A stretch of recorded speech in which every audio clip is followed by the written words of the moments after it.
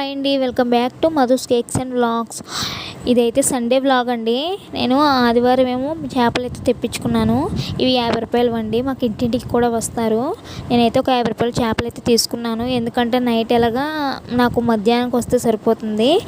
అందువల్ల ఇవైతే సరిపోతాయి నాకు. ఇవి వాళ్ళే చక్కగా కట్ చేసి అయితే మనకి ఇచ్చేస్తారు. చేపలను బాగా చేసి ఈ విధంగా చేసిన తర్వాత నేను 3 to 4 టైమ్స్ బాగా కడిగేసుకుని ఉప్పు కారం బాగా రాసుకొని పక్కన పెట్టేసుకున్నాను.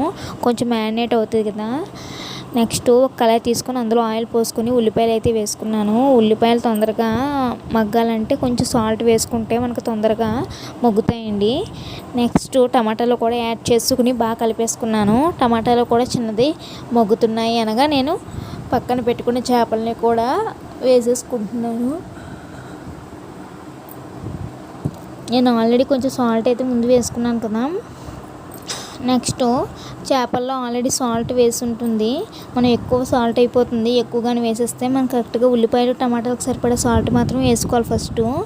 మనం ఆల్రెడీ చేపల్లో కలుపుకున్నాం కాబట్టి. నెక్స్ట్ ఆల్రెడీ నానబెట్టిన చింతపండు రసాన్ని అయితే అందులో వేసేస్తున్నాను. వేసేసి కొంచెం అటు ఇటు చిన్నదిగా మెదిపి పొయ్యి మీద అయితే పెట్టేసి దాని మీద అయితే మూత పెట్టేస్తున్నాను. మూత పెట్టేస్తే మనకి కొంచెం హై ఫ్లేమ్లో పెట్టుకుంటాను. ఫస్ట్ హైలో పెట్టుకొని కొంచెం బాగా ఉడుకుతున్నాక అప్పుడు లో ఫ్లేమ్లో పెట్టేసుకుంటాను. అప్పుడు మనకి రుచిగా ఉంటుందండి. లో ఫ్లేమ్లో మనం కూరలు కానీ ఏమైనా ఉడకబెట్టుకోవడం చాలా రుచిగా ఉంటుంది. అన్నం అయితే వండేసుకొని అయితే పెట్టేసుకుంటున్నాను. ఈ విధంగా పెట్టేసుకొని చేప కూడా చాలా రుచికరంగా ఉంది. నేను చాలా సింపుల్గా ఇలానే చేసుకుంటానండి చేపల కర్రీ. ఏవో మసాలా అవన్నీ అయితే వేయను. ఇంట్లో తయారు చేసుకున్న కారమే నేను యూస్ చేస్తాను. సబ్స్క్రైబ్ చేసుకొని సపోర్ట్ చేయండి.